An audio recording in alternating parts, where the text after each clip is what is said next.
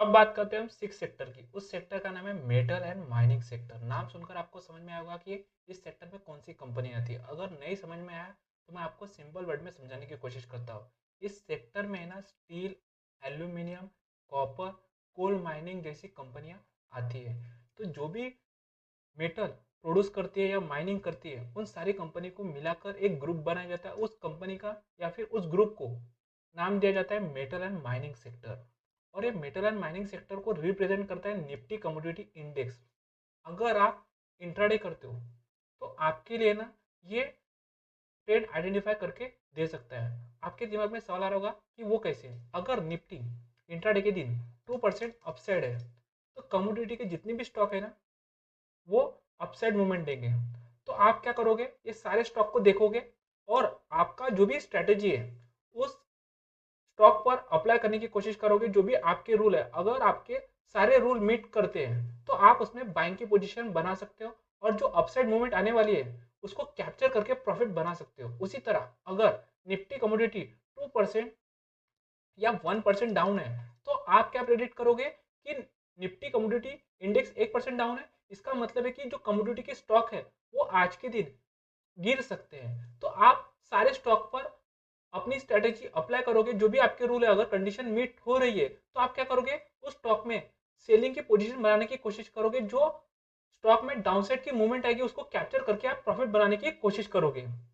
देखिए, ये metal and mining sector के बहुत सारे स्टॉक है। एग्जाम्पल के तौर पर देखते हैं हम टाटा स्टील, जेएसडब्ल्यू स्टील, हिंदाल्को, कोल इंडिया।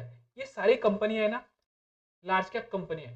ये भारत की टॉप 50 कंपनी में से एक है, सॉरी 4 है।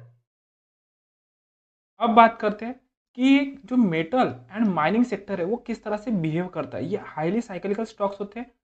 ये सेक्टर फ्लक्चुएट होता है डिपेंडिंग ऑन कमोडिटी प्राइस। जब कमोडिटी का जो मार्केट है वो कमोडिटी का प्राइस जो होता है स्टील या एल्यूमिनियम या कॉपर, इनका प्राइस अगर कंटिन्यूसली ऊपर होता है या फिर नीचे होता है तो इनसे जो रिलेटेड कंपनी है ना उनके स्टॉक में कभी भी डिमांड क्रिएट हो सकती है, जिस वजह से उस कंपनी के शेयर का प्राइस ऊपर जा सकता है या फिर उस वजह से उन कंपनी का शेयर का प्राइस नीचे गिर सकता है, क्योंकि उनमें सप्लाई क्रिएट होती है।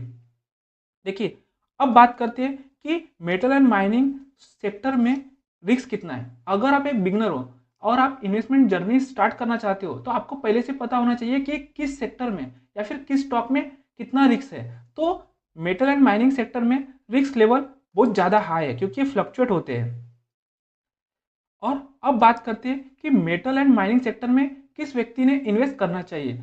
अगर आप हाई रिस्क इन्वेस्टर हो तो आप इस तरह के स्टॉक में इन्वेस्टमेंट कर सकते हो, लेकिन फंडामेंटल एनालिसिस करके ही आप किसी भी कंपनी में इन्वेस्टमेंट करना चाहिए। उससे आपकी रिस्क ना के बराबर हो सकती है। ये जो मेटल एंड माइनिंग सेक्टर है ना, ये हाई बीटा वाला सेक्टर है। तो हाई बीटा का मतलब है कि अगर निफ्टी 1% अपसाइड मूवमेंट दे रही है तो इस सेक्टर के जो स्टॉक है ना वो 2%, 5% की अपसाइड मूवमेंट दे सकते हैं। उसी तरह अगर निफ्टी हमारा मार्केट 1% डाउन है तो ये 5% की मूवमेंट डाउनसाइड दे सकते हैं, ये 8% की भी मूवमेंट डाउनसाइड दे सकते हैं। हाई बीटा वाले स्टॉक थोड़े रिस्की होते हैं और ये सेक्टर ही हाई बीटा वाला होता है।